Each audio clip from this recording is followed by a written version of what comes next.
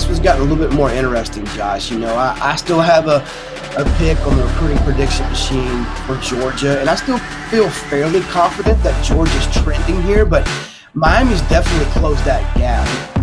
Welcome to the Inside Scoop. I am your host, Josh Newberg, and we are back for a Thursday edition of this show, and we are going to gear up for another exciting week of college football and a lot of recruiting developments. So, who else to bring on but my man, Director of Recruiting for On3, Chad Simmons. Chad, how you doing?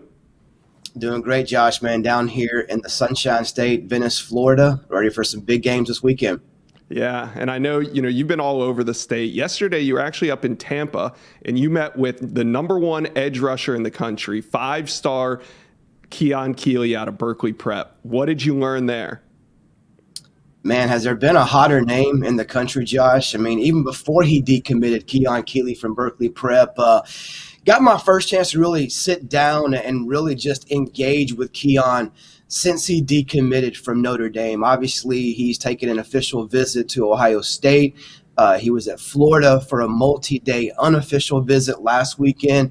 He was at Alabama late in July while still committed to Notre Dame. And it's really just those three schools. He has not officially named a top three, quote unquote, final three, but it's Alabama, Florida, and Ohio State battling for the 5-star edge. And I think the biggest thing I took away from my time with Keon was maybe just the impression that Ohio State made. I hadn't had a chance to really talk to him about Ohio State that much in the past. He's very keeps things quiet and close to the vest, but really he opened up about Ohio State, what kind of impression they made on that visit, the atmosphere, how the culture fits him as a person, as an athlete. Obviously, we know about Larry Johnson, the D-line coach, and his resume and his history there, and how they're comparing him maybe to that next Chase Young if he went to Ohio State. And obviously we knew about his interest in Alabama. He's been there a couple of times since being committed to Notre Dame. We know he grew up a Florida fan, so we knew the interest was there as well, an in-state school. But my biggest takeaway, Josh, is Ohio State is a true contender in this race and definitely a school to keep an eye on. Do you think just the fact that Ohio State has entered the picture is a major player, do you think that this might extend the decision timeline for Keeley? I think Keon wants to make the decision as soon as he's ready. I don't think there's a true timeline there, like he has to visit this school or has to take an OV to Florida. He's been to Florida, a few times. Obviously, it's an in-state program he's very familiar with. He went to the game last weekend at the Swamp and then was back on Sunday. He's going to Alabama for his OV next month. I don't think he has a timeline. I think when he feels ready, I think he'll commit. Now, I do think it'll go past the Alabama official next month, and I think anytime after that, a decision could come. I think he just kind of wants to find that right spot and feel 100% confident about that decision. All right. Well, I'm sure there's a couple twists and turns before he makes his final decision. Chad, we know you'll keep us updated. Last week, we talked a lot about Texas A&M and the big visit weekend they had. They lost to App State. Talking to recruits, it was still a successful weekend. Now, this weekend, they're going to try to bounce back at home again against Miami. You told us on Monday that you expect 5-star wide receiver Hakeem Williams, 5-star wide receiver Jaylen Brown. You're expecting a big visit weekend. Who are some of the names that we can see on the sidelines there in College Station? Yeah, along with those two, Josh, I think, one to watch for sure is Jeremiah Love, a 4-star running back from the St. Louis area. Notre Dame's been trending there. I think A&M is that school that's kind of held up his commitment to Notre Dame at this time, if you want to put it that way. And this weekend is kind of, I think, make or break for Texas A&M with Jeremiah Love. I think a guy we spoke on also, Alabama commit, 5-star safety, Tony Mitchell. He's from Alabama, committed to the in-state school. He'll be back in College Station for the second time in less than 2 months. So A&M's definitely a player there. I think Jalen Hale, obviously he'll be in town for the OV. We all think it's an Alabama and Texas battle. Can A&M sneak in there before he makes a decision next week and become, a true contender? And I think another kid to watch is Peyton Bowen, longtime Notre Dame commit. He's been to Oklahoma numerous times, A&M numerous times since being committed to the Irish. And Most people expect him at some point to either flip or decommit. So let's see what happens. There's some buzz around Oklahoma. He was there again recently in Norman, but A&M's been viewed as a true contender and one that could flip from the Irish as well. That's going to be interesting. We'll talk to you about that on Monday, see what the fallout is from that. Depending on whether or not Texas A&M wins or loses, it could go either way. It's always difficult on these big visit weekends for coaches to balance, right? To balance coaching the team, but also hosting these 5-star recruits, their families, and all of that. We do a show every Thursday on the On3 network called Urban's Take with Urban Meyer himself. And he does the show with Tim May. You should go subscribe to our YouTube page. It drops every Thursday. Great show. Urban actually commented on some of the difficulties of maintaining that balance, trying to coach the team and recruit on a big game weekend. Let's watch that clip. Texas A&M is hosting Miami this week. They got a bunch of big-time blue chippers in. How tough is that on a head coach, especially, to know that, like we just said, recruiting are the 3 tenets of how you build your program, and yet, you don't want to get embarrassed like Texas A&M did last week at home against App State, Appalachian State, because that's probably the worst comment you can make, but to a young recruit. But how did you deal with that, Urban? Just those pressures along with the big game pressure. I think it's good that everybody knows what Ryan Day and those guys have to go through. Is first of all, they show up on Friday and they want to meet with you. They want, you are in game mode. Yeah. And they want, the family, and you have to be cordial, and you have to put on that, you have to kind of, I'd even talk to myself, say, get engaged here, because I didn't care at all. I cared about that game. I cared about third down. I cared about our kickoff team, our punt team, and or what point of the game we're going to go after, a block punt, et cetera, et cetera. And all of a sudden, here they come rocking in, the best running back, the best offensive line. And then all of a sudden, on Saturday, they're coming around the facility and they want to meet, have coffee in the morning. And it's just, honestly, it's awful, Tim. Yeah. And then after the game, if you win, you celebrate, and then you want to go to your family, and also you got to go to a dinner. You have to go. And you knew this, is if it was a noon game, I wanted to get home to see my kids and family so bad. And all of a sudden, hey, you need to go stop by the Blackwell and have dinner with. I was like, my gosh. Yeah. And then on Sunday, you come rolling in there at 7:30, 8 o'clock in the morning, and you meet with 15 families straight through. You're done at 6 o'clock, and you didn't watch the film. You didn't have time to do the responsibilities of a head coach. And then, God forbid, you lose that game like we did a couple times. And I mean, you talk about having to change your personality because you want to go get things fixed, and you got to meet with these people. So it's great, but it's also it's difficult. That was really cool to hear from Urban Meyer on how he handled big visit weekends. Let's go back to the state of Florida in Lakeland. You were once again with 5-star DB Cormani McClain out of the Lakeland area. Tell us what Cormani's saying and who are the teams that are in the mix with him. Man, Josh, Cormani's saying, I would say probably about as little as possible. That kid. That's about right. That's really his personality. I mean, I've talked to obviously, numerous people, coaches, friends, people that know him, and that's just his personality. It's not even about just being a top recruit and talking about the recruiting game, but with his friends, his girlfriend, his family. He's just a quiet, reserved kid. So, anything you get out of Cormani, I think it is golden. I mean, he does open up once you engage with him about, the connection with T-Rob at Alabama, or what he thinks about the University of Miami, or obviously the local school and how they're making him feel like a priority at the University of Florida. Obviously his last trip was the opener for the Utah game at Florida, and he had a very good time. He's not denying that. He liked what he saw. He said it was a big win for the University of Florida. He goes back to Alabama for an OV next month when they play Texas A&M. And I think the 5-star plus corner, there's some separation there. I think it's Florida and Alabama and then Miami. I don't think it's super tight with the main 3 that are involved. I think Miami has some ground to make up.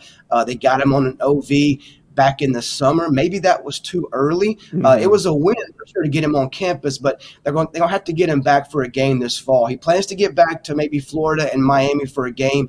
He'll be at Alabama. He said he could make a decision maybe in November into early December, but he's definitely not planning to hold out until the early signing period as of right now. And again, depending on who I talk to, which source, it's pretty split. You know, some feel Alabama may still have the edge, but there's probably more buzz, I would say, around the University of Florida at this time. But really a tight race between, I think, the Crimson Tide and the Florida Gators. Yeah, and I just have a feeling that Cormani's going to take this thing the distance. Just having covered him a little bit and seeing what he says to you, I think I don't think we're going to have a decision anytime soon from Cormani McClain. But let's stay in the Lakeland area. 4-star wide receiver Tyler Williams. He's going to make a decision September 27th. What are you thinking? Man, this was gotten a little bit more interesting, Josh. You know, I still have a pick on the recruiting prediction machine for Georgia, and I still feel fairly confident that Georgia's trending here, but Miami's definitely closed that gap. You know, the team that was looked to be Georgia's biggest competitor over the summer was really Texas A&M, and there was talk that he may be in College Station this weekend for the Miami game, but that's been scrapped. He'll take no trips this weekend. The interesting weekend is next weekend, which is right before he makes his decision on the 27th. Miami plays at home. Georgia plays at home. I think if he takes a visit to either one of those two schools, it could be pretty telling. He's already taken the OV to Georgia. He has not taken an OV to Miami. I think they'd love to have him on campus for an unofficial, speaking of Miami next weekend, then get an OV later in the season. But I still think Georgia's in a good spot. They've connected with him. He has a great connection with wide receivers coach Brian McClendon. Now, obviously, Mario Cristobal is highly involved. Josh Gaddis is involved. Numerous Miami assistants are involved with Tyler Williams. They're definitely giving him something to think about. But right now, I still think Georgia has the edge. They need to really hang on and continue to work hard these next couple of weeks. Yeah, and Mario's trying to lock down the state. He comes to Miami, first-year head coach, and Tyler Williams is one of the top wide receivers in the state. Even if he commits to Georgia, say on September 27th, do you think that Miami will continue to pursue him? If they didn't, that would be pretty stupid. I mean, if you just to put it frank, I mean, look, we know, Josh, you've done it for a long time. I have too. I mean, especially in today's world, nothing is over until these kids sign. It's like, you know, if Cormani committed, I mean, if Keon Keeley commits in October, November, these schools aren't going to stop recruiting kids like that talented, until they put the pen to the paper and make things official. So I don't think whether Tyler commits to Georgia or Miami, either school gives up until the end. All right, Chad, let's get out of the state of Florida. South Carolina this weekend is hosting 5-star athlete Nicholas Harbor from Archbishop Carroll in Washington, D.C. He's headed to South Carolina for an official. Do the Gamecocks have a shot here? Because I'm looking at the competition. It's pretty stiff. Yeah, I would say yes, Josh. I mean, I think you look at Nick, and he's a little bit different. I mean, he's going about this from a straight business approach where obviously everybody knows, or if you don't know, he's a superstar on the track. He wants to run track on the next level. He's an AAU superstar. He's a national track star in the 100 and 200. He's a rare athlete at his size. He's a freak that can play edge rush, weak side defensive end, tight end. He can do so many things. I think he's looking at it from academic standpoint, track, football, and life after football. So he's taken in numerous things that will play into his final decision. And I think after visiting Columbia in July, this has put the Gamecocks, I think, as a serious contender. Now, getting him back for an OV, Sterling Lucas is involved from the defensive side. Jody Wright's involved from the offensive side. Of course, Shane Beamer's involved.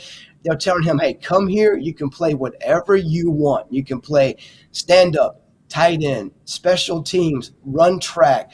Whatever fits you, we want to put you in the position to be successful as a South Carolina Gamecock. And they made a really big impression on him and his family in July. This is a big weekend. They're playing Georgia.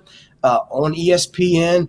Big game, big atmosphere. And they also get, I think, a favorable time being a noon kickoff. The game will be over, 4 o'clock-ish. They'll have the rest of Saturday and all of Sunday to really milk their time with Nicholas Harbor. Who are the other teams in the mix for Harbor?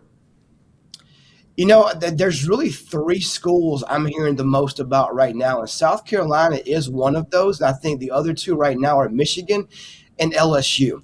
Michigan's really set the bar high. They had him on campus. The mom's been there. The mom's super high, of course, like all moms on academics, setting her son up for life after football. And then LSU, he has a connection with the track coach there, so obviously that plays a role as well. He loves Jamar Cain, who recruited him at his time at Oklahoma before going to LSU. There's some relationships there in Baton Rouge. So I think right now there's 3 schools that have kind of separated themselves for Harbor, and that's the South Carolina Gamecocks, LSU, and Michigan. Okay.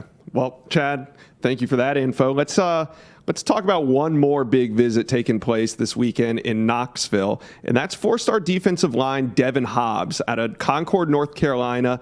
He's going to be there this weekend. He recently said Tennessee, Alabama, and Georgia. That's probably my top tier. Do you think that's still the case? I do, Josh. He took OVs to Auburn and North Carolina in June and almost committed in July to one of those 2 schools. And that's really when Alabama and Georgia got in the mix and got involved. Tennessee's been in this for some time, definitely longer than Alabama and Georgia. So they want to capitalize on that this weekend. In his first game in September, Josh Heupel was on the sideline. HOBBS knows he is a priority and a number 1 target for the University of Tennessee. Heupel's involved, Rodney Garner's involved, numerous staffers in Knoxville are engaged with HOBBS and his family on a daily basis. So he's been there multiple times. He has a good feeling for what it's like on Rocky Top. Now he'll get to experience that game day environment and get some one-on-one time with the coaching staff. And this is really a big, I think, weekend for the University of Tennessee. There's been some buzz, maybe more buzz around Alabama and Georgia after he went there in July. Than Tennessee. So they want to make up some ground and maybe pull ahead of the other 2 schools that are considered to be the top 3 this weekend. UNC leads in the On3 prediction machine. Are they still in it? Are they out of it? What do they need to do to land HOBBS? Well, people like myself need to step up and make a prediction and maybe go against UNC to maybe change that trend a little bit. But the problem is, do you go with Alabama, Georgia, or Tennessee? Right. I would definitely go away from UNC. They're the in-state program. He grew up watching the Tar Heels. He likes the coaching staff. But I think, the more he looks at the big picture, where the program's at, how long will Mack Brown be there, and obviously what they have going on at Alabama and Georgia and what Heupel's trying to build at Tennessee, things are definitely trending away from the in-state school. And I probably, if I had to give the edge today to one school, I'm probably hearing the most about Alabama. How can you ever really bet against Alabama for anyone? But, Bama, Georgia, and Tennessee, all 3 have a legit shot with HOBBS. Tennessee gets him on campus this weekend. He goes to Bama in October and then Georgia in November, and then he'll make that decision. All right, so we got a couple months until we hear a final decision from him. Well, Chad, thank you for taking some time. I know you're on the road. Look at your hotel room there. Go enjoy outside in Florida. I'm sure it's a beautiful day. We'll talk to you again on Monday. Sounds good, Josh, man. Thank you. See ya. Thank you, Chad, for joining us. And now we have another guest. Next up, national recruiting analyst Sam Spiegelman. Sam, welcome to the Inside Scoop. Great to be back. All right, Sam, the first person I want to talk to you about is 4-star Texas athlete MIKAL Harrison-Pilot. He's got big visit plans this weekend. Yeah, right now, we spoke about it earlier. Texas has just hosted him. He's a 4-star from right up the road in Temple, Texas, number 3 athlete in the country on On3. We spoke about Texas surging amid Oklahoma falling out. When Cale Gundy got dismissed from Oklahoma, that really opened the door for Texas. It opened the door for TCU. Cal and Houston are also hanging around, but there's a new team that's entered the mix. Oregon has kind of reestablished connection with MIKAL in the last couple of weeks, and he's setting up an official visit. It could be as soon as this weekend. That remains to be seen, but Coach Prowledge has been recruiting him since he was at Baylor. It's a really long-legged relationship. He's been to Eugene already, and now that Oregon is going to host him for an official visit, they've sort of surfaced as maybe one of Texas's biggest competition for the in-state athlete. Yeah, and I know Texas was kind of trying to lock him down early. He's an in-state athlete. They have a need at the wide receiver position. Do you think that this could extend his recruitment now that Oregon's getting him on campus? 100%. He already took 2 official visits in the summer. He's been at Cal. He's been at Texas. He just returned last weekend. But the interesting layer is that he is not making a decision until he finishes his senior season at Temple. So as long as they're playing football on Friday nights, MIKAL is going to stay uncommitted.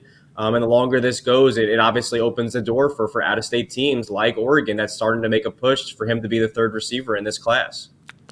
Earlier, we talked with Chad Simmons about Texas A&M's big visit weekend as they host Miami. One of those recruits that's going to be there is the #1 defensive lineman in the country, David Hicks. I know he's considering both Miami and Texas A&M. This is a big game for him to watch. Could he be making a decision shortly after this?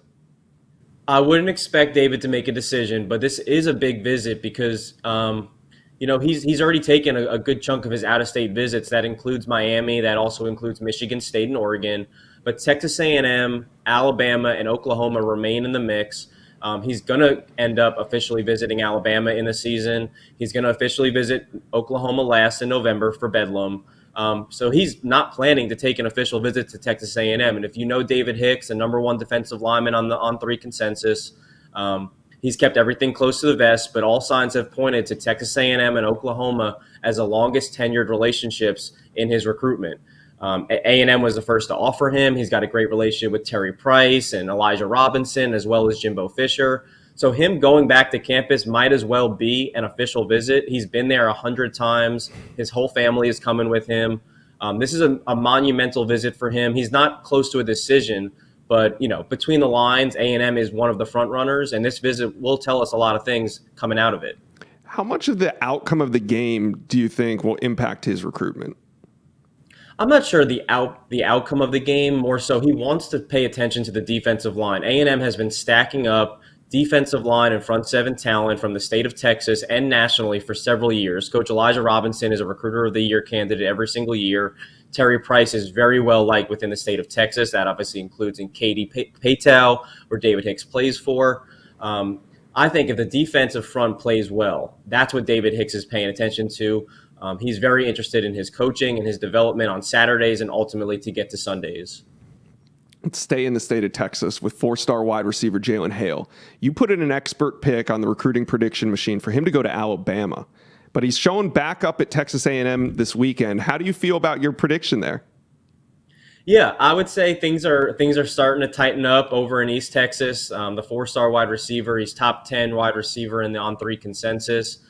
He's going to officially visit Texas A&M this weekend. It's a monster weekend for the Aggies, especially in state, but they have a ton of out-of-state kids coming in.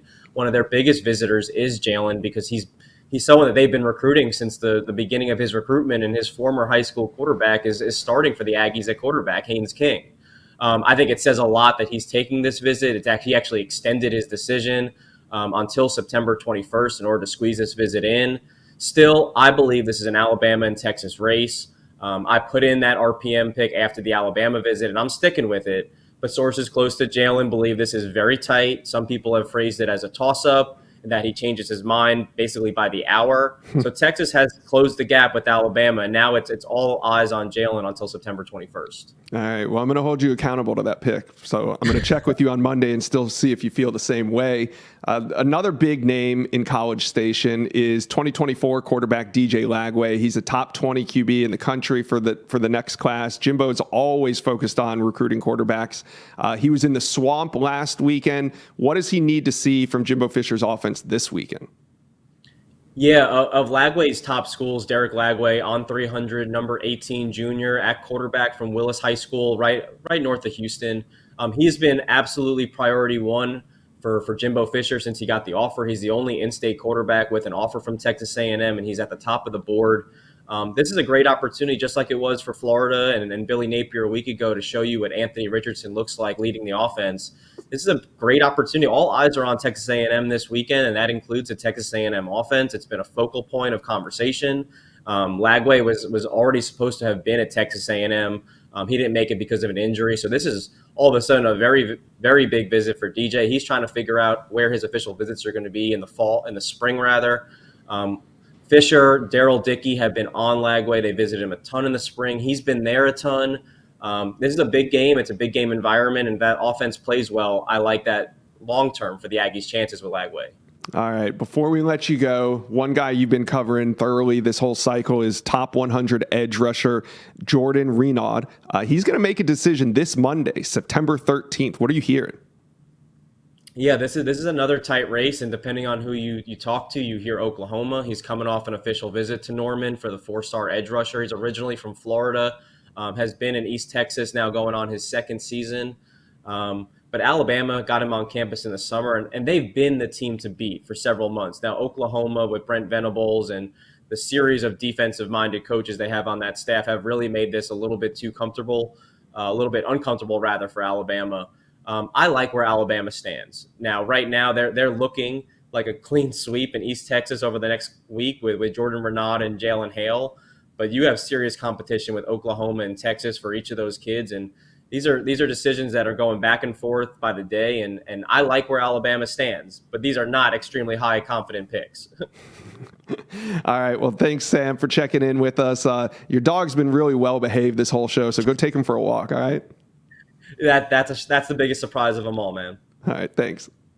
Thank you for watching the Inside Scoop. The show drops every Monday and Thursday. Like it, subscribe. Follow me on Twitter @Josh_Newberg. We'll be back with all the recruiting action on Monday.